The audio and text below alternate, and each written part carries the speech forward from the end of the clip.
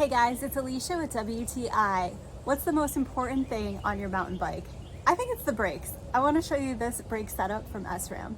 So this kit includes the front caliper with pads, the hose, and the lever. That lever has titanium hardware and carbon lever blades. It looks really nice and it has a really nice feel to it. You have a lot of control with this lever, and the brakes overall work super well. A couple of nice features about these is that they are super lightweight, so if you're trying to run a very lean ride, then these are a nice option.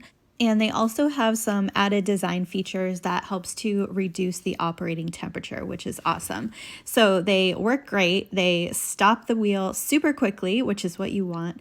And overall, we've just been really happy with the performance and function of these SRAM guide brakes. So if you want to make sure that you have quality brakes on your bike, definitely check out this set from SRAM, and that's my point of view.